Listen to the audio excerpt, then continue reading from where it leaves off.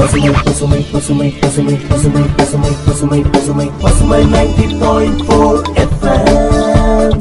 உங்களை முன்னேற்றும் நோக்கோடு பயணிக்கும் பசுமை 90.4 FM. இனி என்றும் உங்களோடுதான். இந்திய விடுதலை நாள் அமுதப் பெருவிழா, இந்திய அரசின் விஞ்ஞான் பிரசார் அறிவியல் பலகை, தமிழ்நாடு அரசின் அறிவியல் தொழில்நுட்ப மையம், பசுமை 90.4 இணைந்து வழங்கும் சிறப்பு தொடர் நிகழ்ச்சி அறிவியலோடு விளையாடு. இது அறிவியல் உண்மைகளை எடுத்து கூறும் சிறப்பு தொடர் நிகழ்ச்சி. அத்தியாயம் 17. நிகழ்ச்சியில் உங்களோடு கவிவலவன். வணக்கம் நேயர்களே, நீங்க கேட்டுட்டு இருக்கிறது பசுமை சமுதாய வானொலி 90.4, உங்கள் முன்னேற்றத்திற்கான வானொலி. அறிவியலோடு விளையாடு சிறப்பு தொடர் நிகழ்ச்சியில இணைஞ்சு கேட்டுட்டு இருக்கோம். அறிவியல் சார்ந்த நிறைய செய்திகளை இந்த நிகழ்ச்சி நமக்காக கொடுத்துக்கிட்டே வருது. முக்கியமான சில நடைமுறை வாழ்வியல் அறிவியல்களை நமக்கு இது தந்துக்கிட்டு இருக்கு, கேட்டு தெரிஞ்சுக்கிட்டு இருக்கோம். நிறைய எக்ஸ்பர்ட்ஸ் நம்ம கூட பேசிக்கிட்டே வர்றாங்க. இந்த நிகழ்ச்சியோட தொடர்ச்சியா இன்னைக்கு நிகழ்ச்சியில நம்ம சில மூட நம்பிக்கைகளை பத்தி கேட்க போறோம். நம்முடைய அன்றாட வாழ்க்கையில எத்தனையோ சில விதமான மூட நம்பிக்கைகளா நாம சிலவற்றை பார்த்துக்கிட்டு வந்துட்டு இருக்கோம். அதுக்கு பின்னாடியான சில காரணங்கள் இருக்கு அப்படிங்கிறத நமக்கு தெரியப்படுத்துறதுக்கான ஒரு முயற்சி. இந்த நிகழ்ச்சியில் இன்னைக்கு நம்ம டெய்லி லைஃப்பில் இருக்கக்கூடிய சில மூட பழக்க வழக்கங்கள்னு சொல்லப்படுற நம்பிக்கைகளுக்கும் அதுக்கு பின்னாடி இருக்கக்கூடிய அறிவியல் சார்ந்த தொடர்பான செய்திகளையும் அது எவ்வளோ தூரம் சரியா இருக்கு அப்படிங்கிறதெல்லாம் நமக்காக சொல்றதுக்காக வர்றாரு காந்திகிராம கிராமிய நிகர்நிலை பல்கலைக்கழக உயிரியல் துறை பேராசிரியர் முனைவர் ராமசுப்பு அவர்கள். வாங்க கேட்டு தெரிஞ்சுக்கலாம். இந்த அறிவியலும் தொழில்நுட்பமும் இன்னைக்கு இல்லைன்னா இந்த உலகம் முன்னாடி போகாது. ரெண்டாவது, இந்த அறிவியலும் தொழில்நுட்பம் வளர்ச்சியை வச்சு தான் ஒரு நாட்டோட பொருளாதாரத்தோட முன்னேற்றமும் இல்லை அதோட நாட்டோட வளர்ச்சியும் கணக்கிடப்படுகிறது. நம்மளோட ஆசிரியர்கள் சொன்ன மாதிரி எந்த ஒரு அறிவியலும் தனியா வளர முடியாது. அறிவியல் தொழில்நுட்பம் ஒன்றை சார்ந்தது. இப்ப இயற்பியல் வேதியியல், இயற்வேதியியல், உயிரியல் வேதியியல், உயிர் வேதியியல், அதே மாதிரி உயிரியல் கணிதம் புள்ளியியல், இது மாதிரி ஒரு துறையும் அதனை சார்ந்த அல்லது அந்த துறைக்கு தேவையான விஷயங்கள் எந்த அறிவியல் இருக்கோ அது கூட பின்னி பிணைந்து செய்யும் போது தான் நம்ம தொழில்நுட்பம் நல்லபடியாக வளரும். இந்த அறிவியலும் தொழில்நுட்பமும் நமக்கு எங்க இருந்து கிடைச்சிச்சு? நம்ம ரொம்ப ஆராய்ஞ்சு பார்த்தோம்னா நம்மளோட முன்னோர்கள் தான் இதற்கு அணிவராக இருந்திருக்காங்க. அவங்ககிட்ட இருந்து தான் இந்த ஒரு அறிவியலோட நுட்பங்களை நம்ம கண்டுபிடிச்சிருக்கிறோம். இந்த அறிவியல் தொழில்நுட்பத்தோட உச்சத்தை நம்ம அடைஞ்சிட்டோம். நமக்கு இன்னைக்கு மாற தட்டிக்கிட்டா கூட நம்மளோட முன்னோர்களோட எல்லா அறிவியல் தொழில்நுட்பத்தையும் நம்ம நடைமுறை வாழ்க்கையிலேயோ இல்ல தொழில்நுட்பங்களாவோ மாத்திட்டோமான்னா மாத்தல. குறிப்பா பாத்தீங்கன்னா நம்மளோட முன்னோர்களோட அறிவுத்திறன் சில இடங்கள்ல அறிவியல் தொழில்நுட்பத்துக்காக உபயோகப்பட்டிருக்கு. சில தொழில்நுட்பங்கள் என்னவா பண்ணி பார்த்திருக்காங்கன்னா திறம் சார்ந்த நூல்களாகவும் அல்லது வரலாறாகவும் கூட புனையப்பட்டிருக்கு. நிறைய விஷயங்கள் நம்மளோட முன்னோர்களோட நிறைய விஷயங்கள் வரலாறாக கூட புனையப்பட்டிருக்குது. ஆனாலும் சில அறிவு சார்ந்த பழக்க வழக்கங்கள் அல்லது அந்த மக்களோட குறிப்பாக சொன்னேன்னு பாத்தீங்கன்னா பழக்க வழக்கங்கள் மற்றும் நம்பிக்கைகள்னு சொல்லலாம். அதை நம்ம என்னவா மாத்திட்டோம்னா இன்னைக்கு அந்த பழக்க வழக்கங்கள் ஒரு குறிப்பிட்ட காலத்துக்கு மேல போகும்போது அது கவனிக்கப்படலை. சில பழக்க வழக்கங்கள் உன்னிப்பாக கவனிக்கப்பட்டது. அந்த கவனிக்கப்பட்ட பழக்க வழக்கங்கள்ல சில ஆராய்ச்சிகள் செய்யப்பட்டது. அந்த ஆராய்ச்சிகள் தொகுக்கப்பட்டது, புத்தகங்களாகவும் வரலாறாகவும் புனையப்பட்டது. பட் சில பழக்க வழக்கங்கள் கவனிக்கப்படலை. இந்த நம்ம முன்னோர்கள் செஞ்சதா அதை கவனிக்கப்படலை. அது சில காலங்கள் போகும்போது என்ன ஆயிடுச்சுன்னு கேட்டீங்கன்னா பழக்க வழக்கங்களாச்சு. ஒரு காலத்தில் பாரம்பரியமாக இருந்தது, அப்புறம் பழக்க வழக்கங்களாச்சு, மூட பழக்க வழக்கங்களாச்சு, அப்புறம் கடைசியாக நம்ம அது மூட நம்பிக்கைன்னே சொல்ல ஆரம்பிச்சிட்டோம். அப்போ இந்த முன்னோர்களோட இந்த அறிவுத்திறனுக்கு ஏதாவது அறிவியல் பூர்வமான விஷயங்கள் இருக்கா அப்படின்னு நீங்கள் பார்த்தீங்கன்னா இந்த பழக்க வழக்கங்கள்ல இருந்து அதிகமான அறிவியல் தொழில்நுட்பங்கள் இருந்திருக்கு, புதைஞ்சு கிடக்குது. பட் நம்ம அதை நம்ம எடுத்துட்டு போகலை, அடுத்த தலைமுறைக்கு கொண்டு போகலை. இந்த முறையாக கவனிக்கப்படாத 1-2 நம்ம சொல்லக்கூடிய மூட பழக்க வழக்கங்கள் அல்லது மூட நம்பிக்கைன்னு சொல்றதை பற்றி நான் 1-2 விஷயங்கள் நான் உங்கள்கிட்ட பகிர்ந்துக்கிற விரும்புகிறேன். குறிப்பாக பார்த்தீங்கன்னா காடுகளை பற்றி நம்ம நிறைய ஆராய்ச்சி பண்ணுறோம். நம்மளுக்கு 14 வகையான காடுகள் இந்தியாவில் மட்டும் இருக்குது.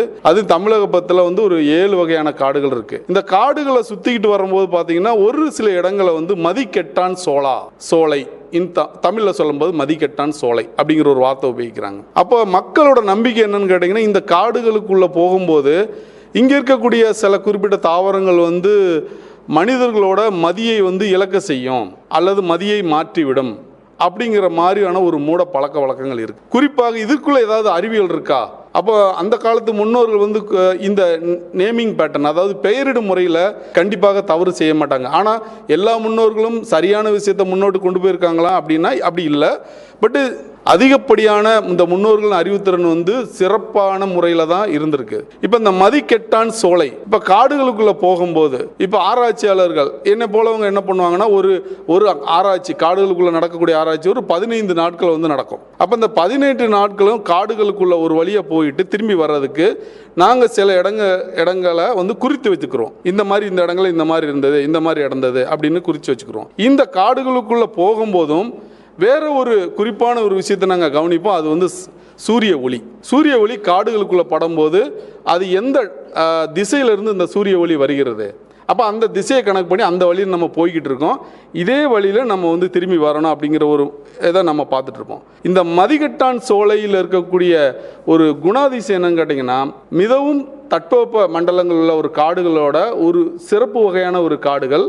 இந்த காடுகளோட மேற்பரப்பு, அதாவது கூரைப்பகுதி வந்து பார்த்திங்கன்னா முழுமையாக வந்து அடைச்சிருக்கும்.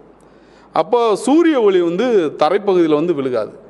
அப்போ காடுகளுக்குள்ளே போகிறவங்க நம்ம எந்த திசையில் இருக்கோங்கிறத கண்டுபிடிக்கிறது வந்து மிகவும் மிகவும் கடினம். அப்போ இந்த மாதிரி ஒரு மனப்பிறழ்வை வந்து ஏற்படுத்திடும் இந்த காடுகள். அதை தவிர்த்து இந்த காடுகளுக்குள்ளே இருக்கக்கூடிய மரங்களோ இல்லை செடிகளோ பழங்களோ பூக்களோ எந்த விதமான முயற்சியும் செய்வதில்லை. குறிப்பாக ஒரு சின்ன ஒரு செடியை பற்றி நான் உங்களோட சொல்கிறேன். இதே காடுகளில் இருக்கக்கூடிய ஒரு அனட்டோகேலஸ் அப்படிங்கிறக்கூடிய ஒரு தாவரம் வந்து இன்றளவும் மாந்திரீக வேலைகளுக்கு பயன்படுத்தப்படுகிறது. ஆனால் அது உண்மையாக இல்லை. மாந்திரீகங்களுக்கு வந்து அது மக்களை ஏமாற்றி பிழைக்கக்கூடிய ஒரு வழி. சரிங்களா? இந்த மதிக்கட்டான் சோலை அப்படிங்கிறதுக்கு சொல்லக்கூடிய உண்மையான பண்பு என்னன்னு கேட்டிங்கன்னா, அந்த காடுகளோட உண்மையான பண்புனா சூரிய ஒளியை உள்ளே விடாமல் நம்ம அது வழியாக போகக்கூடிய வழிபோக்கர்களோட வழியை மறக்க செய்த அல்லாத வேறு எந்த ஒரு பண்பும் அந்த மதிக்கட்டான் சோலைக்கு இல்லை.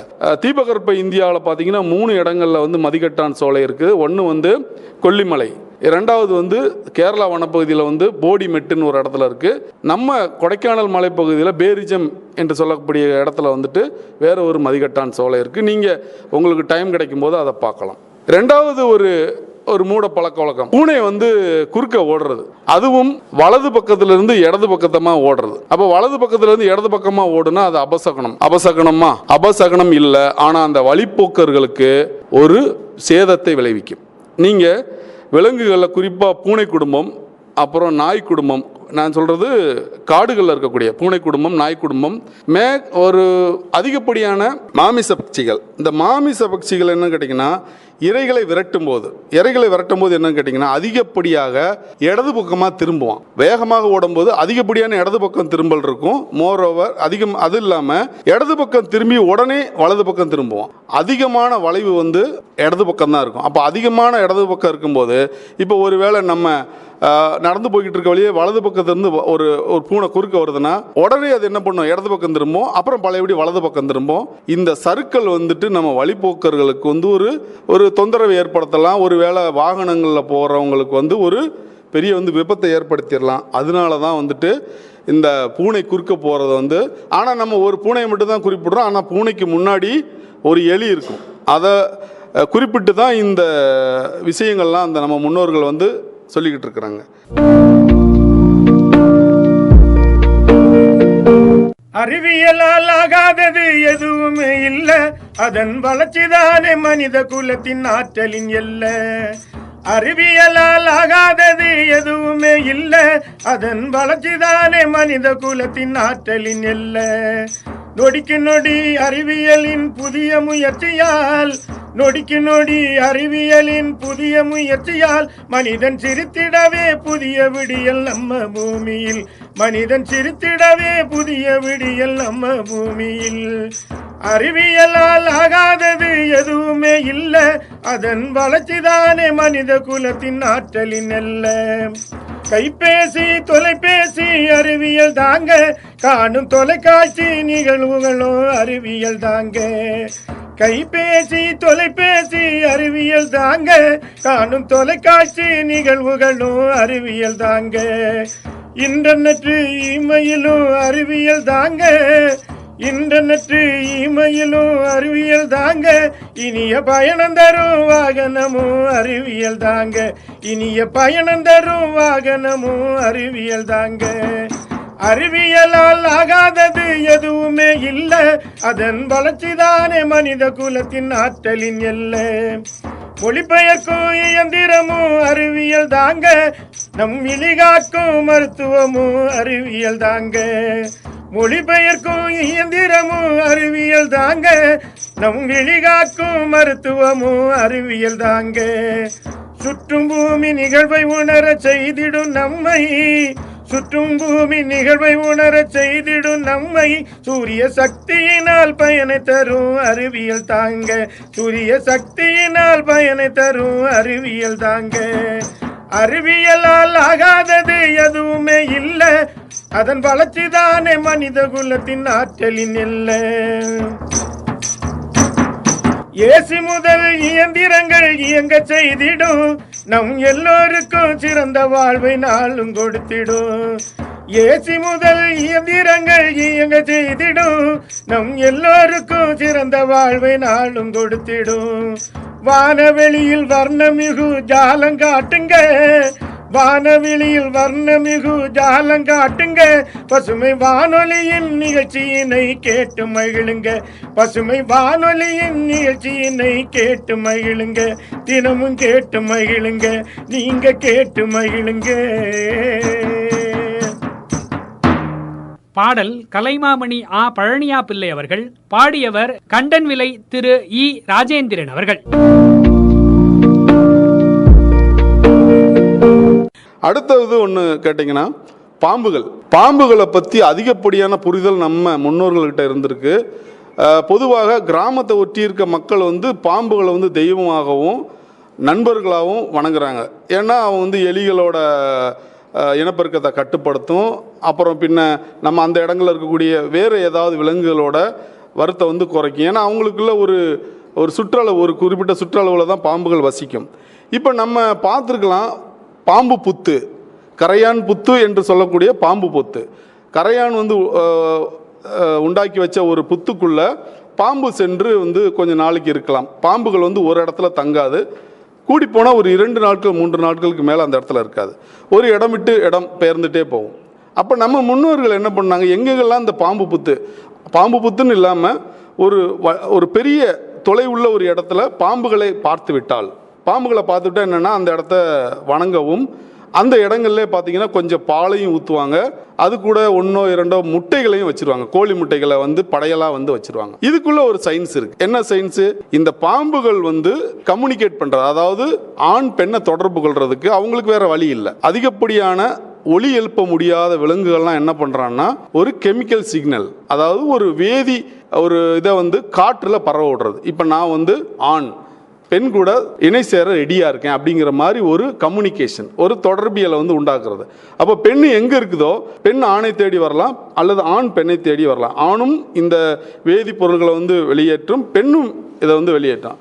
அப்போ இவங்க ஒருவேளை அதிகப்படியான இந்த வேதி மாற்றத்தின் மூலமாக 2 பேர் இணை சேர்ந்து நிறைய முட்டைகள் உருவாகி, அப்போ நம்ம இருக்க இடத்துல அதிகமான பாம்புகளோட உற்பத்தி ஆகிடலாம்.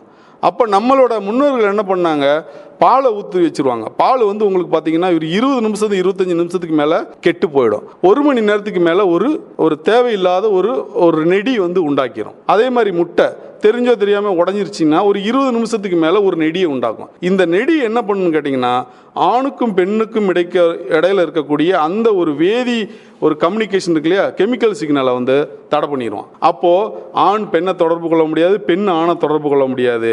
அங்கே பாம்புகளோட இனப்பெருக்கம் அதிகமாக ஆகாது. இது இதற்குள்ளே இருக்கக்கூடிய ஒரு முன்னோர்களுடைய ஒரு சயின்ஸ். அதுக்கப்புறம் பார்த்தீங்கன்னா குழந்தைங்களை சின்ன யங்பார்ன் பேபிஸ்ன்னு சொல்லுவாங்க. இப்போ புதிதாக பிறந்த குழந்தைகளுக்கு கையில் ஒரு வசம்புன்னு சொல்லக்கூடிய ஒரு வேரோட தடியை கட் பண்ணி சின்னதாக கட் பண்ணி கையில் இப்படி வச்சுருப்பாங்க, ப்ளஸ் கழுத்துலையும் போட்டிருப்பாங்க.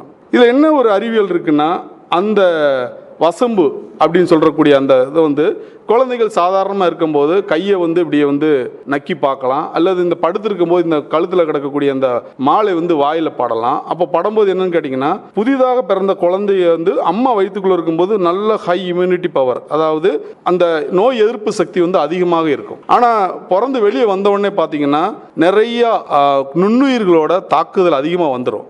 அந்த தாக்குதலிருந்து சமாளிக்கிறதுக்காக இந்த மருந்துகள் வந்து தொண்டை பகுதி, குறிப்பாக ஏன்னா எங்கெங்கெல்லாம் மனிதர்களுக்கு வந்து உடம்புல வந்து தொலை இருக்குதோ அந்த வழியாக நுண்ணுயிரிகள் வந்து பரவுறதுக்கு வாய்ப்பு இருக்குது. அப்போ நம்ம அந்த குழந்தைக்கு சின்ன வயசுலேயே அந்த சின்ன சின்ன அந்த சித்திரத்தை அந்த பீஸை நம்ம கட் பண்ணி மாலையாக போடும்போது அது குழந்தை தெரிஞ்சோ தெரியாமல் அது அப்படியே சுவைச்சிட்டே இருக்கும். அப்போ அதில் இருக்கக்கூடிய ஒரு வேதி பண்பு என்னன்னு கேட்டிங்கன்னா, அந்த தொண்டை பகுதியில் இருக்கக்கூடிய நுண்ணுயிர்கள், ஏன்னா தொண்டை பகுதி வழி தான் நம்ம தண்ணி கொடுக்குறோம், சாப்பாடு கொடுக்குறோம், எல்லாமே அதை வந்து தடைகிறதுக்கோ அல்ல அதை வந்து ரிமூவ் பண்ணுறதுக்கோ வந்து மிகச்சிறந்த பங்கு வகிக்கும். அடுத்து இந்த குழந்தைகளுக்குள்ளே நம்மக்கிட்ட ஒரு சவுத் இந்தியன், அதாவது தீபகற்ப இந்தியாவிலே எல்லா இடத்துலையும் இருக்குது, குழந்தைய வந்து தொட்டியில் போட்டு ஆட்டுறது. அப்போ அந்த குழந்தை வந்து பார்த்தீங்கன்னா நம்ம வெளியே வரும்போது அது வந்து முழுமையான குழந்தை இல்லை, முழுமையான மனிதன் கிடையாது. ஏன்னா அவனால் நடக்க முடியாது, பேச முடியாது, தன்னிச்சையாக நிறைய காரியங்களை செய்ய முடியாது. அப்போ என்ன பார்த்தீங்கன்னா அவனோட உடம்புல இருக்கக்கூடிய ரத்த நாளங்கள் வந்து முழுமை அடைஞ்சிருக்காது, வளர்ச்சி அடைஞ்சிருக்காது. அப்போ நமக்குள்ள இருக்கக்கூடிய ஒரு பழக்க வழக்கம், பண்டைய பழக்க வழக்கம், அந்த தொட்டியில் குழந்தைய போட்டு ஆட்டினோன்னே அந்த குழந்தை வந்து இப்படி ஒரு பெண் ஒரு ஊசல் மாதிரி இந்த மாதிரி ஆடும்போது என்ன பார்த்தீங்கன்னா, இந்த தலைப்பகுதி மேலே போகும்போது உடலில் இருக்கக்கூடிய கிராவிடேஷனல் ஃபோர்ஸ் வழியே இந்த ரத்தங்கள் மொத்தமும் தலைப்பகுதியை நோக்கி ஓடி வரும். இப்படி ஆட்டும்போது தலைப்பகுதியில் இருக்கக்கூடிய மொத்தம் உடம்புல இருக்கிற ரத்தங்கள் கால் பகுதிக்கு போகும், தலைப்பகுதிக்கு போகும், கால் பகுதிக்கு போகும். இப்படியே நம்ம பண்ணகும்போது இந்த ரத்த நாளங்களில் இருக்கக்கூடிய ஏதோ ஒரு அடைப்பாக இருக்கலாம், அல்லது ரத்த நாளங்கள் முழுமையாக வளர்ச்சி அடையாமல் இருக்கலாம். அந்த வழியை இந்த ரத்தம் ஓடி ஓடி ஓடி அது சீராக்கும். இது வந்து நம்ம ஒரு 6 மாதத்துலேருந்து 8 மாதம் வரைக்கும் இதை வந்து கண்டினியூஸாக சொல்கிறோம். இப்போ நமக்கு இது ஒரு கேள்வி இருக்குது. சில கண்ட்ரிகள், அதாவது சில நாடுகள் வந்து பார்த்திங்கன்னா வளர்ச்சியந்த நாடுகளாக இருக்கலாம், இல்லை நம்மளோட மாநிலங்களே நிறைய மாநிலங்கள் வந்து இந்த மாதிரி பழக்க வழக்கங்கள் இல்லையே, அங்கே குழந்தைங்களுக்கு வந்து தொந்தரவு இல்லையே அப்படின்னு நினச்சிங்கன்னா நம்மளுடைய பழக்க வழக்கங்கள். இன்னொன்று ஒரு விஷயம் சொன்னீங்க கேட்டிங்கன்னா, பெண் அடிமை அப்படிங்கிறது இது வந்து எதிர்மறையான கருத்தாக கூட நினச்சிக்காதீங்க. நம்ம என்ன நினச்சிக்கிட்டு இருக்கோம், ஆண்கள் தான் பெண்களை வந்து அடிமைப்படுத்துகிறோம். சுற்றுச்சூழலும் சரி, நம்மளோட சமுதாயம் வந்து ஆண்களுக்கு கொடுக்குற முக்கியத்துவம் பெண்களுக்கு கொடுக்கறது இல்லை. அவங்க வந்து ஆண்கள் வந்து மேன்மை தங்கியவர்களாகவும் பெண்களை வந்து அவங்களுக்கு கீழே தான் இருக்கணும் அப்படின்னு நினைக்கிறாங்க. ஒரு ஆணை என்ன பண்ணுறான், ஒரு பெண்ணை பார்க்கும்போது அவங்க வந்து எனக்கு கீழே தான் அப்படின்னு நினைக்கிறான் அப்படின்னு சொல்லி, இது வந்து ஒரு உயிரியல் பூர்வமாக ஒரு அறிவியல் பூர்வமாக ப்ரூவ் பண்ணப்பட்டது, அதாவது வந்து உறுதி செய்யப்பட்டது. எப்படின்னு கேட்டிங்கன்னா, உயிரினம் பரிணாமம் வளர்ந்துட்டு வருது. ஒரு செல் உயிரிலேருந்து பல செல் உயிர்கள், அதுக்கப்புறம் பார்த்திங்கன்னா முழுமையாக அடைந்த விலங்குகள் வருது. அதில் வந்து பாலூட்டி இனம் வருது. பாலூட்டி இனம் வரும்போது என்ன ஆகுதுன்னு கேட்டிங்கன்னா, எல்லாமே பெண்களுக்கு அடிமையாக தான் இருந்திருக்கிறாங்க. பெண்கள் அடிமையாகி அந்த பெண்களுக்கு கீழே தான் எல்லாமே இருந்திருக்காங்க. இப்போ யானை குடும்பமாக இருக்கலாம், பூனை குடும்பமாக இருக்கலாம், நாய்கள் அந்த குடும்பமாக இருக்கலாம், எல்லாத்துலேயும் பார்த்தீங்கன்னா இன்றளவுக்கும் இந்த பெண் தான் வந்து அந்த குடும்பத்தையும் அந்த கூட்டத்தையும் வழி நடத்தக்கூடியது. அந்த பொண்ணோட பேச்சை வச்சு தான் அந்த குடும்பம் வந்து நகர்ந்து போகும். ஆனால் இந்த பரிணாமத்தில் பிரைமேட், அதாவது குரங்கினங்கள் தோன்றான். இந்த குரங்கினங்கள் தோன்றின உடனே தான் என்ன பண்ணுறான், அவன் பெண்ணை வந்து அடிமையாக. அதே மாதிரி ஒரு ஆண் நிறைய பெண்களோட ஒரே சமயத்தில் வாழக்கூடிய முறையும் இந்த பிரைமேட். இந்த பிரைமேட்டுங்கிறது வந்து இந்த குரங்கினங்கள்ல இருந்து தான் நம்ம தோன்றினதாக, உராங் உட்டாங் அப்படிங்கிற ஒரு குரங்கிலிருந்து தான் நம்ம வந்து தோண்டி இருக்கிறதாக வந்து நமக்கு வந்து சொல்கிறாங்க. அதனால் இந்த உணர்வு எங்கே இருந்து சார் வந்தது அப்படின்னு கேட்டிங்கன்னா, ஆண்களாக நினைக்கிறது இல்லை, இது வந்து ஜீன், அதாவது மரபியல் பொருள். இந்த மரபியல் பொருளுக்குள்ளே இருக்கக்கூடிய இந்த விஷயந்தான் ஒரு ஆணை மேன் தங்கியவனாகவும் மேலோட்டமாக அவன் வந்து அதிகாரம் மிக்கவனாக காமிக்கிறத ஒளியா இல்லாமல் வேற ஒரு விஷயம் இல்லை. மரணத்தோட இறுதிச் சடங்கு அந்த காலத்தில் நம்ம முன்னோர்கள் எவ்வளோ முயற்சி பண்ணியிருக்காங்கன்னு பாருங்க.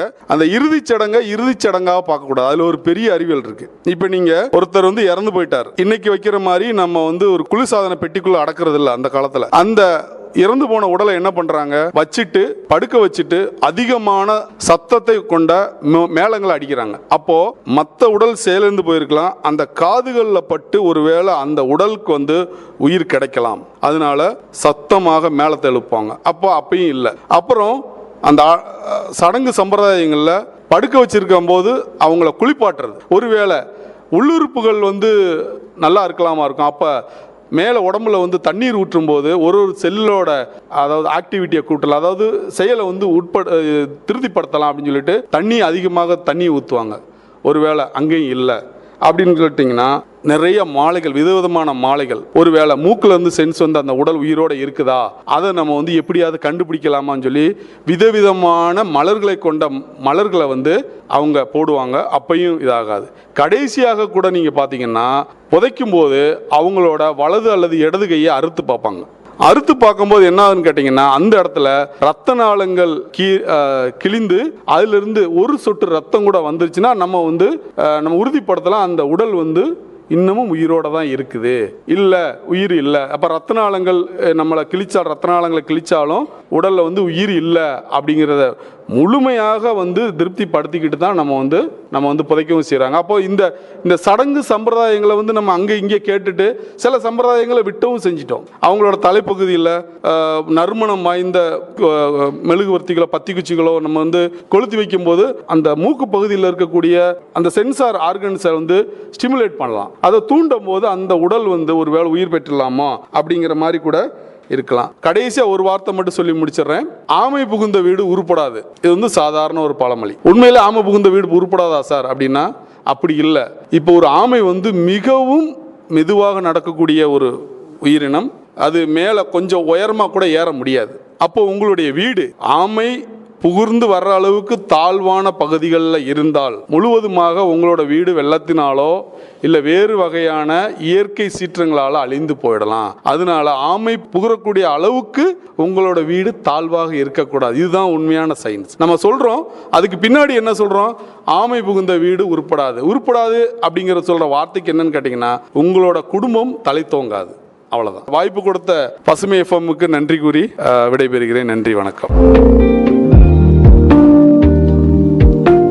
இன்னைக்கு நிகழ்ச்சியில் ஒரு வித்தியாசமான அனுபவம் நம்ம எல்லாருக்குமே கிடைச்சிருக்கும் அப்படின்னு நினைக்கிறேன். அறிவியலோடு விளையாடு ஒரு சுவாரஸ்யமான நிகழ்ச்சி தான். டெய்லி நடக்கக்கூடிய விஷயங்கள் இருக்கக்கூடிய அறிவியலை நம்ம தெரிஞ்சுக்கணும் அப்படிங்கிற ஆர்வத்தை இந்த நிகழ்ச்சி தூண்டிக்கிட்டே வருது. இன்னைக்கு நிகழ்ச்சி கொஞ்சம் வித்தியாசமாக நம்ம இன்னும் அதிகமாக அறிவியலை தெரிஞ்சுக்கிறதுக்கான ஒரு உத்வேகத்தை நமக்கு கொடுத்துருக்கும் அப்படின்னு நம்புகிறேன். மதிக்கெட்டான் சோலைகளை பற்றி கேட்கும்போது நமக்கு நிறைய சின்ன வயசு நினைவுகள் வந்திருக்கலாம். ஏன்னா கார்ட்டூன்ஸில் கூட இந்த மாதிரியான வழி மறந்து போகக்கூடிய காடுகளை நம்ம பார்த்துருப்போம். பூனை குறுக்க போகிறத காலங்காலமாக நம்ம சொல்லிக்கிட்டே இருக்கோம். இன்றைக்கும் கூட சொல்லிக்கிட்டு இருக்கோம். எங்கேயாவது கிளம்பி போனால் பூனை குறுக்க போயிடுச்சுன்னா அபசகுனம் அப்படின்னு இன்றைக்கும் நம்ம நம்பிக்கிட்டு இருக்கோம். இன்றைக்கும் புத்துக்கு பாலும் முட்டையும் கொண்டு போய் வைக்கக்கூடிய சூழல் இருந்துக்கிட்டு தான் இருக்குது. இறுதி சடங்குகளில் நடக்கக்கூடிய விஷயங்களை பற்றின அது சார்ந்து இருக்கக்கூடிய நம்பிக்கைகளும் அது தரக்கூடிய செய்தியும் இன்னும் எவ்வளவு சுவாரஸ்யமாக இருந்தது அப்படிங்கிறது உணர்ந்துக்கிட்ட ஒவ்வொருத்தருக்கும் தெரியும். இந்த நிகழ்ச்சி முக்கியமாக இந்த அறிவியலோடு விளையாடு நிகழ்ச்சியிலேயே இந்த பர்டிகுலர் எபிசோடு உண்மையிலேயே ரொம்ப சூப்பராக இருந்தது. அறிவியல் சார்ந்து நம்ம இன்னும் நிறைய பயணிக்க வேண்டிய தூரத்தை இது அதிகப்படுத்தி இருக்கு அப்படின்னு தான் சொல்லணும். பேராசிரியர் முனைவர் ராமசுப்பு அவர்களுக்கு இந்த நேரத்தில் நம்ம நன்றியை தெரிவிச்சுக்கணும். இன்னும் நிறைய அறிவியல் கருத்துக்களோட பயணிக்கலாம் அறிவியலோடு விளையாடு சிறப்பு தொடர் நிகழ்ச்சியில். அறிவியலோடு விளையாடு, அறிவியலோடு விளையாடு. ஆயிரம் அறிவியலு அன்றாடத்துல கொட்டி கிடக்கு. ஆயிரம் அறிவியலு அன்றாடத்துல கொட்டி கிடக்கு. ஆயிரம் அறிவியலு அன்றாடத்துல கொட்டி கிடக்கு. குக்கருல கும்மாலும் போடுவது அறிவியலு. இருட்டலும் ஒளியாக மின்னுவது அறிவியலு. குக்கருல கும்மாலும் போடுவது அறிவியலு. இருட்டுல ஒளியாக மின்னுவது அறிவியலு. ஆயிரம் அறிவியலு அன்றாடத்தில கொட்டி கிடக்கு. ஆயிரம் அறிவியலு அன்றாடத்தில கொட்டி கிடக்கு.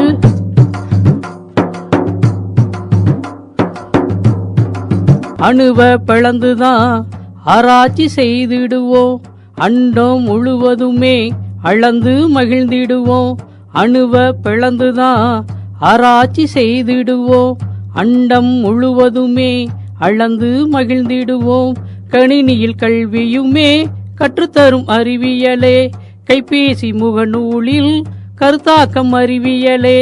கணினியில் கல்வியுமே கற்றுத்தரும் அறிவியலே. கைபேசி முகநூலில் கருத்தாக்கம் அறிவியலு, ஆயிரம் ஆயிரம் அறிவியலு அன்றாடத்துல கொட்டி கிடக்கு, ஆயிரம் ஆயிரம் அறிவியலு அன்றாடத்துல கொட்டி கிடக்கு.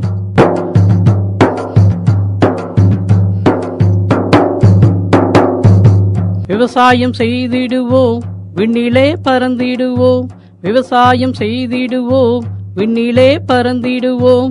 விளையாடுவோம் விளையாடுவோம், அறிவியலோடு விளையாடுவோம், விளையாடுவோம் விளையாடுவோம், அறிவியலோடு விளையாடுவோம். விண்ணிலே பறந்திடுவோம், விவசாயம் செய்திடுவோம், விவசாயம் செய்திடுவோம், விண்ணிலே பறந்திடுவோம்.